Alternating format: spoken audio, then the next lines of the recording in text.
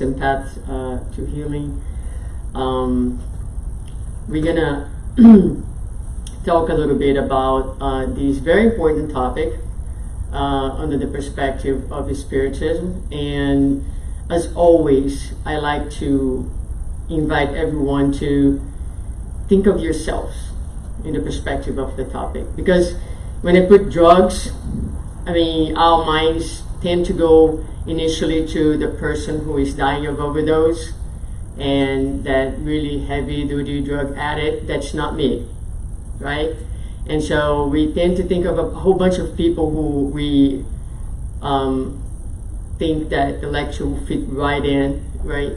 But it's always important that we recognize ourselves into the problem, because the dynamics of addiction and escaping are present in our lives, all our lives, in different extents, in different forms, in different levels. But the problem is common to all of us, as we will see. So the purpose is to use the knowledge that Spiritism brings to us to be able to live more consciously and more present and more fully in each moment of our lives. And we're going to start bringing definition by the Spiritist Juana de Angelis in the book Existential Conflicts, which is the primary book that we use together with some books of Andrew Lewis in our study this morning. And in this book, she's going to define happiness for us by saying that happiness is unchained by the harmony experienced by the spirit, the pleasant feeling of a duty that has been fulfilled, moral righteousness, which allows within the brain the production of dopamine and other similar substances. What's really unique about this definition is she defines for us happiness in a very particular and specific way, because when we talk about happiness and think about happiness, so many different things can come to mind. The experience of buying a brand new car, you can call that happiness. The experience of helping a friend who is in need, you can call that happiness. And those are two very different experiences, but we give it the same name. We also call love a whole bunch of things that are very different, right? So it's important to define happiness, and here she brings a definition that happiness at the spiritual emotional level is moral righteousness. In other words, is the moment in which you fulfill God's laws, you do what's right, and you experience peace, and you experience a level of happiness that nothing, absolutely nothing in this world can give you. But the experience of being peace, you know what I mean? Although sometimes doing something that's painful and difficult, but you know deep inside yourself that you have done the right thing, and that experience is what she calls happiness. But what she also brings, and it's interesting for us to notice, is that happiness has an organic, material component. When we are in the physical body, there is a biological component to happiness that happens at the brain. And so when the spirit, because the one who truly feels is not the brain, is the spirit, emotions are generated in the spirit, from within the spirit. So when the spirit is content, right, for whatever reason, then the brain will respond to that. There will be a corresponding feeling at the brain, and the brain is activated in what we call the reward circuitry, and some neurons will be triggered to release dopamine and other substances, and we will feel a burst of joy, okay, so physically. And this, she says, has been shown by computed tomography, where they can actually locate areas of happiness and unhappiness in our brain as a result of emotions and physical phenomena produced by dopamine and other substances, confirming the thesis of organic nature.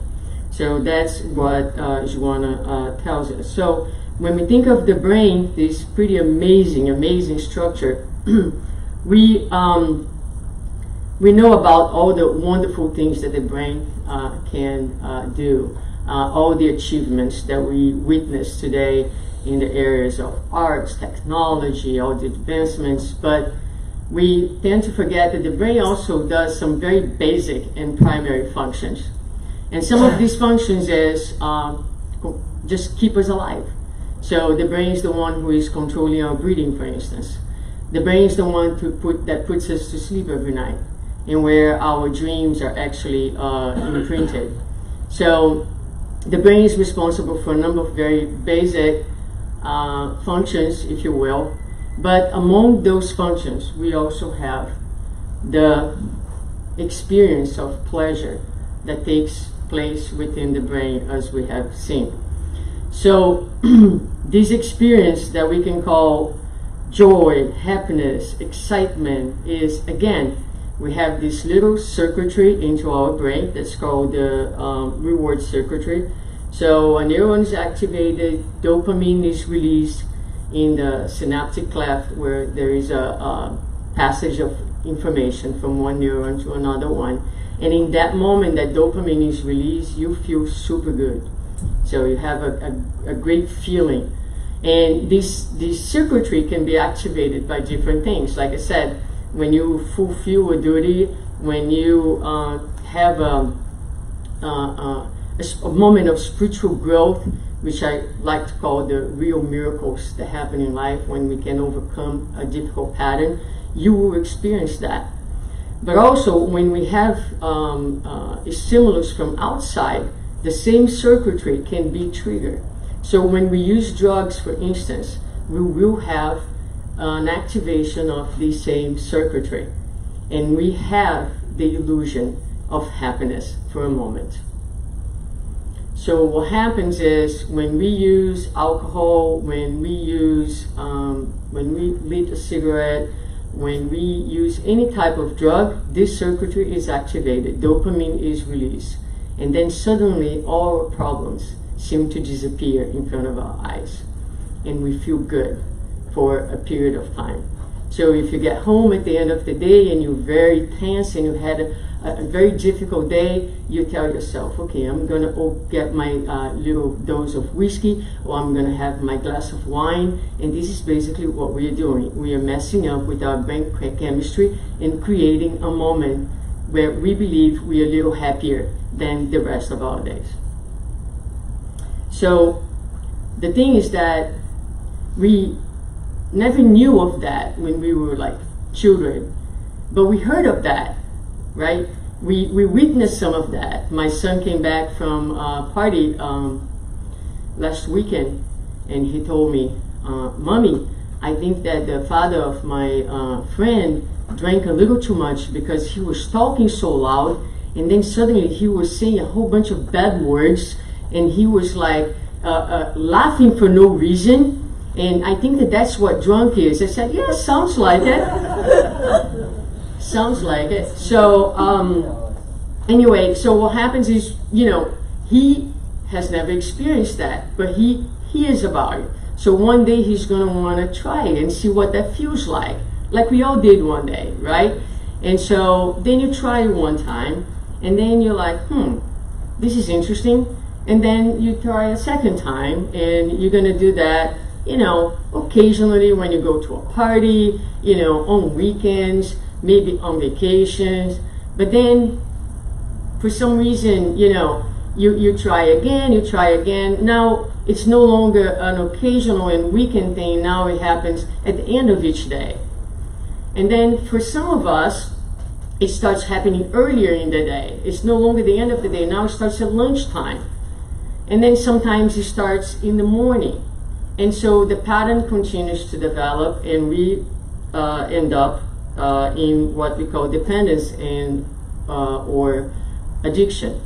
So the scientist says that it's unclear to them why some people will feel the negative effects of drugs and will learn from those negative effects, and some others will not learn, and they will continue to indulge in something that is inherently damaging to them.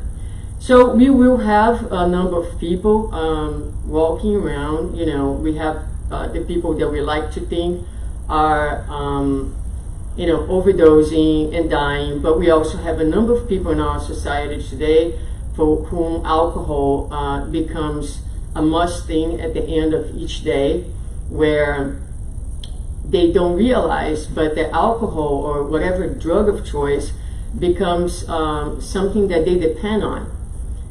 They say, I can stop, but it's difficult to stop because the alcohol that was something random now has an emotional function.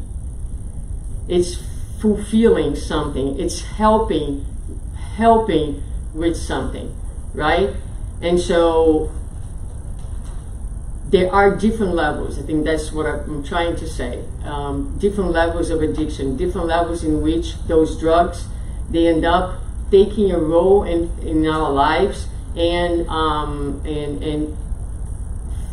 fulfilling some gaps, or at least giving us the illusion that that is what is happening. But there's more to it, right? So you may say, I don't drink at all, I don't smoke at all, but science today is looking also into what they call behavioral dependencies. And so you may not do that, but you may shop every time you feel sad, right? You may not do that, but you may deal with your anxieties and your frustrations and your difficulties by eating compulsively. Or you may just be someone who's totally addicted into social network. And science today shows, also with the study and the use of tomography, that when you are gambling, for example, right? So gaming, when you are gambling, the same circuitry that I was talking about is also activated. Science also shows that every time you connect to Facebook, for instance, there is a small release of dopamine into your brain. So we are seeing that it's not only the chemical drugs that are getting us addicted, but there's also a whole bunch of behaviors that are tapping into this reward circuitry and is keeping us from going into the deep waters in a sober way. So our opening was, for the ones who weren't here, a chapter by Emmanuel that talk about the need to go into deep waters. Go into deep waters is go deep into ourselves to have a very productive fishing, a very productive outcome, right? But in order to do that, we need to be sober. We need to be fully present. We cannot be distracted by all those things that we are talking about. Okay, so science concludes that the causes for all of these are in our genes. So they have done research where they look at identical twins with fraternal twins, and they realize that, you know, there's a much higher rate of addiction between identical twins. And also they look at the issue of availability. So there are few alcoholics in dry countries as well. There are few shopping addicts in impoverished communities where there is no Aventura Mall to go, right? Or financial power to be shopping at Banana Republic and Gap or things like that. So this is the conclusion. So they say the cause of addiction, much like the individual it affects, are complexly unique. But from behavioral fixations to chemical compulsions, answers may lie in our brains, our genes, and the greater world around us.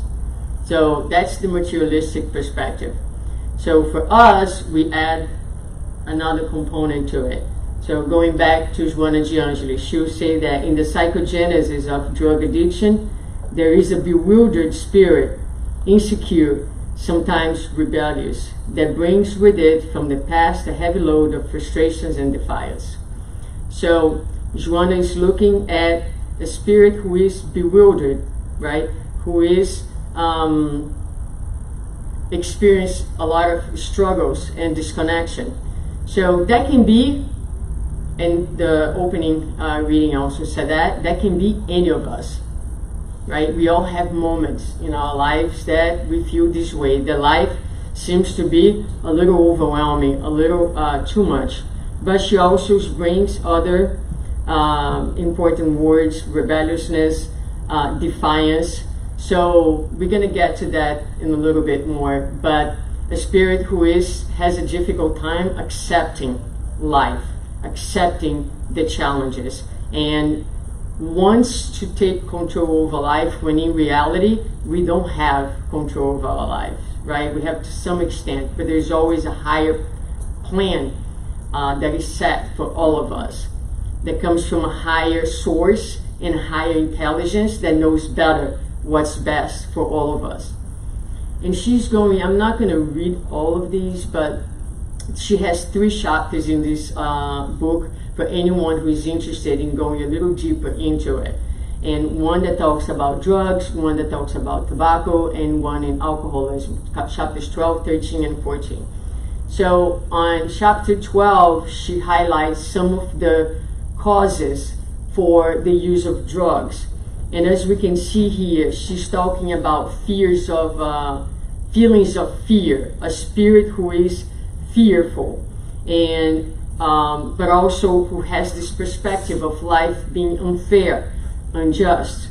And also she mentions lack of tolerance for frustrations, difficulty in dealing with the frustrations of life. She talks about people for whom life should always be pleasant and rewarding. So some of us believe that, life should be always, like I was mentioning last month, an eternal vacation, right? When we say Happy New Year to each other, we usually are wishing to one another a year that is paradise-like. And this is not what life is about, right? So if that's your concept, if you're someone who is constantly on Facebook, you, for example, believing that all those thousands and thousands and thousands of people live a marvelous and wonderful life, but you don't. When in reality, many of those pictures they're put over there, sometimes the family is on vacation. People are fighting and killing each other, but in the midst of that chaos, they stop at a very beautiful beach and say, let's take a selfie. Boom, take a selfie, post on Facebook, and everybody's like, oh, how wonderful, they're having a great time. And that's not true. It's just not true. But then we believe, some of us believe, that that's what life is truly about, and it's not. It's not, right? So, but some people, in an unconscious way, still wishes for that. So the chemical drug, people looking for an escape from reality, that due to its distressing rules and regulations must be denied or extinguished at any price. That reality, that tough reality. So what drugs do is they help us to escape that reality for a moment. And she continues on by talking about tobacco and how the first cause of smoke is subjective in nature because it is intrinsic in the emotional makeup of the individual. And she talks about shyness, she talks about fear, self-esteem, anxiety, all feelings that lead people to lit their first cigarette. A lot of times, Patricia was talking about loneliness. The moment that someone's lit the cigarette, people, and usually the youth, they feel that they have power. They feel, if you're lonely, that you lit your cigarette, now you're no longer lonely. You're accompanied by that drug, right? Same thing when you perhaps alone in your home and you pick up that glass of wine or that whiskey, and now you feel like you're accompanied, and you see that we truly are accompanied by the spirits who join us in our practices. But we'll get to that. And then in alcoholism, here she talks about anxiety playing a preponderant part in the use of alcohol. If I had to summarize this, what do we get out of all these causes? We're talking about emotions. And the conclusion is that drug addiction is a symptom.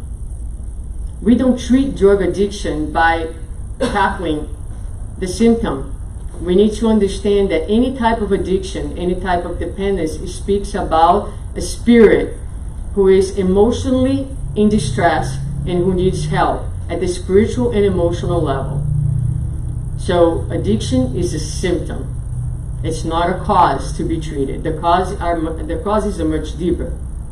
And the primary cause, if you could put this way on a spiritual perspective, it is our disconnection from God, is our distancing from God.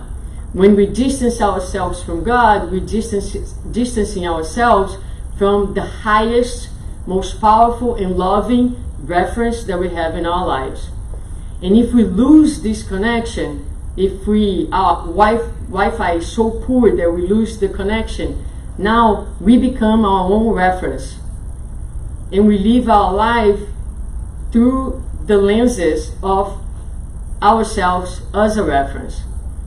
And we can think of that as if we would give a 5-year-old child and turn to this child and say, you no longer need me to guide you. You can be a reference for yourself. Or to a teenager and say, okay, you don't need me anymore as your parent. You can guide yourself. That's what happens spiritually to us, right? So now we're leading our lives disconnected from the only source that can truly guide us, and we are seeking happiness, which is the very beginning of our lecture, with our own references. So we seek to have, we seek to experience happiness quickly. We equal happiness to sensorial pleasures, which frankly there's nothing wrong with them. We are in a physical body. All the pleasures that material life grants us, they are there to be enjoyed. The thing is how we enjoy and with which end, for which purpose. How are we using this, and are we equating these sensorial moments of excitement to the happiness that we are seeking? So this disconnection brings outcomes. When a patient first starts to use toxic chemicals, and after the false euphoria and the fall into distress due to lack of artificial stimulus, quite often the person feels deeply uneasy and not well. So what happened here is you have that difficult moment, that distress feeling, and unable to go fishing in deep waters, right? You reach out for something that can either numb you or take you away from that feeling, from that uncomfortable place. And then the high produced by the drug fades away, and you find yourself again in the same hole, so to speak. And now you need to go back to it because that hole becomes unbearable. You go back to it, and gradually what also happens is that one glass of whatever you're drinking in the evening, now it's no longer satisfying you. So after a period of time having a glass of whatever it is at the end of the day, now it's well, how about 2, right? And so you start now increasing the dosage. I mean, it gets to a point that maybe you're having a half bottle of vodka or you're having a full bottle of wine every single night. And what's happening here? What's happening here is not necessarily that the dosage is going up, but the emptiness is growing bigger. Because not only the drug will not fulfill you, but the emptiness will also increase little by little. And you find yourself each day in a deeper and deeper hole. And beyond that, we can add to the causes, to the emotional causes, what Spiritism will bring is also the perspective of our other incarnations. So Joanna will say in each one of those chapters, he will speak about our past habits. Many hard addicts are victims of the same habit that they had in a previous existence. in which they dove into the deep abyss and came back with the marks of dependence that consumes them, carrying forward into the future serious issues that need to be atoned for.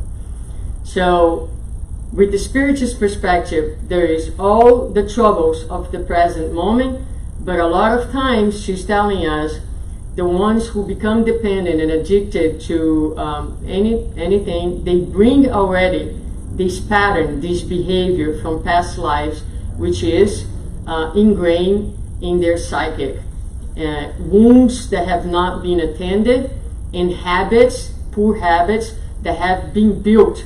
And as we know, it's very difficult to change a habit because it is housed in the spirit and becomes also, it manifests itself in the physical organ, in the brain. So physically, we need to rewire our brain, which is possible, but it takes tremendous amount of work to fix something that has been wired, so to speak, in a wrong way, or in an unhealthy way, if you will. So she's going to continue and say, each less dignified habit acquired by the soul in the incessant course of the centuries function as a living entity in the universe of the feelings, compelling the individual to disturb regions and offering elements of connection with inferior spirits. So psychologically we know that the past, whether the past in this present life, our childhood experiences, or the past from our past lives, is not gone, does not disappear. It is within us, as she says, as a living entity. So although we may not be conscious, although we may not see it, it is playing a very significant role in our happiness and unhappiness and in each moment of our lives. So here she brings an important concept, another layer that Spiritism adds to it. We spoke about the emotional, we spoke about the past, and now we're going to add another component, and the component is the influence of the spirits. So for someone who is brand new, never heard about it, so we're here, right, and we are all spirits, some of us in the flesh, some of us outside. The laws that regulate our relationships are the same, whether we are in the flesh or outside of the flesh. What do I mean by that? We gather together, we influence one another. I'm right here speaking to you. Hopefully you came here for a reason. We are here for more or less the same reason. So this affinity brings us together. I'm speaking, I'm influencing you. You're listening. So the spirits will do the same thing because they are no different than us. So the laws are the same. And to better understand how the influence happens in the spiritual world, I brought you this very brief passage, because for someone who is brand new to Spiritism, this might sound like super crazy, but I think this passage normalizes and explains to us how the spiritual influences, they play a role in our lives. So it's a book by Andrew Lewis, who is a spirit. He's narrating what he's seen in the spiritual realm. They're in a house with a family, a widow, 3 children, an elderly couple around a diner table. And then he observed something. There were 6 spirits enveloped in shadow, joined them at the meal. The spirits are together with them, as if they were taking nourishment by absorption. And Andrew Lewis is very distressed and curious about this phenomenon. And the mentor is going to say, are you so surprised at seeing them taking in food only by inhaling it? What about us? Are you perchance unaware of the fact that incarnate humans receive more than 70% of their normal nourishment through atmospheric elements collected by means of the respiratory channels? You know that substances cooked by fire undergo profound disintegration.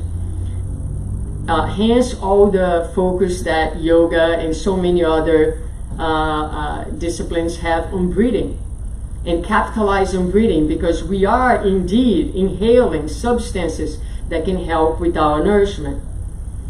Well, our friends who are addicted to physiological sensations find in such disintegrated elements the same flavors they used to experience when in the flesh. So this is the explanation on how. So here we're talking about food, but we can be talking about alcohol. We can be talking about cigarette. Okay? We can be talking about any other thing. So the spirits will join us. If they have had a life where they were very, very deeply addicted, when we pass away, we don't change miraculously. Whatever our mind is, our mind will continue to be. Whatever our beliefs were, they will continue to be. Whatever our needs were, they will continue to be. And that's why, in order to prepare to die, we need to live each day seeking to detach from anything that is material, utilizing the material world to nourish the things that are the only ones that we will take with us, which is our feelings and our learnings and our experiences. So I brought one case, and there are so many cases in the works of Andrew Lewis, but this particular one is very interesting because this guy, Claudio Nogueira, he is in his home, and two spirits approach him, and they start telling him, drink, drink. They start to suggest, just like we suggest to each other, let's go for a drink. Wow, why don't you want to drink? Let's go, right? So a suggestion, they are suggesting. Now, he could not hear a sound. He was reading. Nevertheless, even if his physical eardrums had not registered the order, his mental waveband was attuned to the intruder. So, if you want to learn more about this, how all these things happen, we have courses here that can go deeper into it. But in a nutshell, we attune to one another in wavelengths, in vibration, right? So if you enter a place that is very, very low vibration and you're not in that vibration, you feel uneasy. But if that's what you're used to, you fit right in. So this is what this is talking about. So he wasn't hearing, but he was attuned to that vibration. The inappropriate guest repeated the order several times, like a hypnotist who wants an order obeyed. The result was not long in coming. The man stopped reading the political editorial that had engrossed him so much. He could not explain his sudden lack of interest, and he accepted the suggestion, convinced that he felt like having a shot of whiskey solely for himself. Okay, so what did I highlight here? He accepted the suggestion, because a lot of people freak out with those things and they say, so are we under the influence of the spirits? There's nothing that I can do. No, you can do everything. You can not accept the suggestion. Okay, and so, but he accepted the suggestion, so actively accepted the suggestion. He wanted to calm down. Why did I put calm down in bold? The feeling, right? Where he was emotionally in need of calming down. So instead of praying, meditating, listening to some music, whatever, we have options. He decided to have a drink. The uninvited guest perceived that his victim had given into the suggestion and latched on to him. A light touch at first, an enveloped embrace, followed by a full embrace and reciprocal association. Now they are mentally associated. Both of them were integrated with each other in a perfect, extraordinary example of fluidic grafting. Claudio the man was absorbing the discarnate like a shoe adjusting to a foot. They melded with each other as if they were going to inhabit one body. They stood up at the same time and turned around in the small place, totally integrated, and picked up the bottle. The first gulp rolled down the throat, both simultaneously, smacked their lips in pleasure. So they both enjoying the physical sensation. Okay? Now, when I did this lecture on Tuesday, people are like, this is freaky. Right? So, again, I'm not here to tell you what you need to do or should do.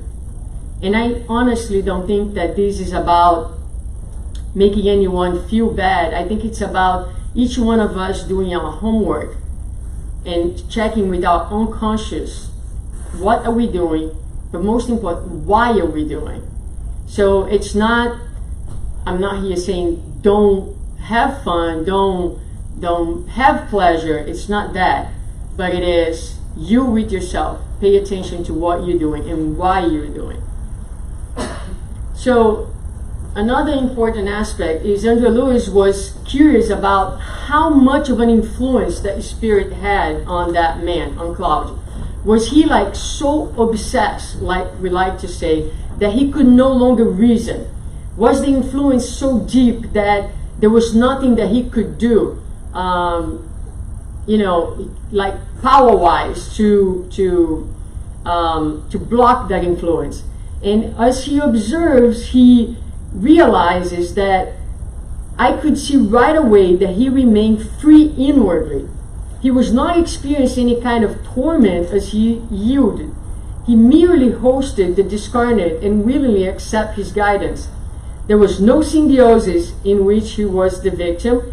There was only implicit association and natural mixing.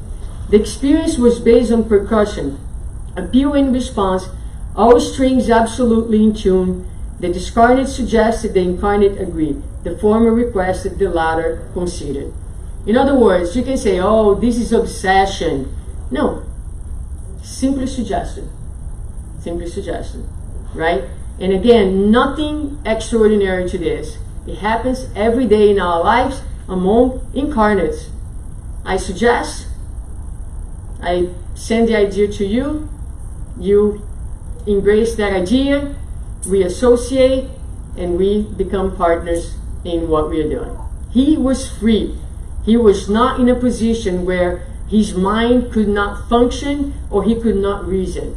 He was free. So this is Sex and Destiny. It is available in English as well. So, complex, right? But when I start thinking about the healing path, I was like, okay, we started talking about happiness in the brain. So let's look for healing through the brain as well. And Andrew Lewis, In a Greater World is the book. The spirit, Calderado, who is the mentor in this book, he compares the brain to a house that has 3 levels. And on the basement, he compares the basement to the subcortical areas, your brainstem, your cerebellum, areas that are responsible for automatic movements or automaticity. So for example, breathing. Your breathing is controlled by this area of the brain. You don't think, oh, I gotta start breathing, I gotta stop breathing, I gotta breathe faster. It just happens that way. So it's an automatic regulation. That is done by the basement of your brain. And also in this area, our past is stored. All our accomplishments, but also all our tendencies and all our habits, everything that we have built in the course of our lives is stored over there. So in the consciousness is the things that we are learning at the present moment. We cannot keep everything in the consciousness because we need to open space in our brain for new experiences. So when things are learned and become a habit or a tendency, they store in places where automaticism takes place. And so we have in this area of the brain our past. Okay? We can also call the unconscious. It's right there. It's on the basement. On the first floor is the cortex, is our ego, is the persona, is the present moment. On this floor, effort and will live. They live in this floor.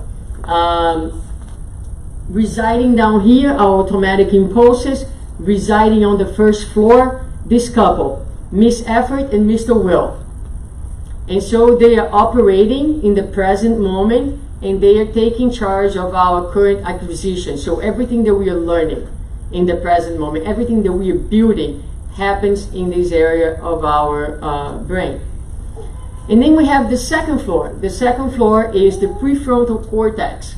Actually, scientists are very puzzled by our prefrontal cortex because they realize that we use a tiny fraction of our prefrontal cortex. And the prefrontal cortex is, according to Andrew Lewis, the superconscious, where our ideas, higher goals, and the future is being built. It's the area where we are nourishing and we are building our superior concepts. Okay? So this is how the brain is divided. So he has a description of a downfall of a spirit in this book that is very interesting, and I'll share with you. We're examining two sick beings here, one in the flesh and the other outside it. The brains of both are compromised and completely attuned to each other. Spiritually, they both have rolled down from the third floor, so they disconnected from God, they disconnected from the superior meanings of life, and yielded to their unrestrained will. They missed the chance to take shelter on the second floor. Okay, so they didn't have the discipline and the ability to use the will in their favor, so they could not stop on the second floor either, and have lost a valuable chance to pick themselves up again. Thus they have fallen into the sphere of instinctive impulses, where all previous animalistic experiences are recorded. So a definition of how someone rose down from the top, does not make to the first floor, and end up on the bottom, right? How do we fix it? So 3 ideas in wrapping up. Jesus says, reconcile quickly with your adversary. Who is the adversary? It's not that person out there. Our adversary is within us. It's the parts of us that we dislike, that we don't care for, that we judge. So it is our limitations, it is our own darkness, that in order to treat, right, we have to go into deep waters. We have to dive right here into the basement of our homes. We have to understand that we are not evil, we're frail. We have to understand that darkness comes from a wounded place. And so reconcile with your adversaries, reconcile with yourself, forgive yourself. Forgive yourself for being simply a human being. So the first part of healing, right? When we're talking about drugs and addiction, is the ability to love yourself where you are. Embracing and watching our tendencies and understanding that behind and underneath our behaviors, there are feelings that need to be not judged, but need to be cared for. So reconciliation. At the present moment, repeat with Paul, all things are lawful to me, but not all things are beneficial. We understand with the Spiritism that there are so many things that we want to do, but we can choose better. So tapping into our effort, tapping into our will, you can say to yourself, I haven't been able to heal myself entirely. I feel the urge to do this and that. I understand that's no longer in my best interest. So I'm going to refrain from doing that. And I'm going to start loving myself and giving myself only the very best. And then finally, we need to reconnect. If the primary source of our disease is disconnection from God, we need to reach out to it and say, I can do everything through Him who strengthens me, through Jesus, who is the representation of God, the highest one we have here with ourselves, or with God, which is the source of all power and all strength. So, obviously, this is a very simplistic representation. But when we think about healing ourselves and being able to live more consciously, more present, these are the levels, these are the steps that we need to address. It's not enough to just be here on the present and say, oh, it's a matter of will. Come on. Your will is weak, right? just discipline, discipline, discipline. It doesn't work by itself. You need to go down to the basement and figure out what is there, and you need also to reach out to the only one who can truly help us. So the brain and the being needs to be addressed at all levels. And this is the only source that is not in English. Everything else is available in English. Joana de Angelis will conclude for us. At this time of disorders of varying denomination, the therapy of the gospel is the most valuable, without any demerit for the others, for providing inner joy, hope of fulfillment, and guideline for self-enlightenment. So this is what we have to offer, the therapy of the gospel. For this world in deep search for happiness, for contentment, and for harmony, there is no doubt that the gospel is the most valuable path for providing the inner joy that we're looking for, hope for fulfillment, to fulfill the emptiness, to truly, truly fulfill that gap, that hole that we were talking about, and to guide us to self-enlightenment. So with that, we close our presentation and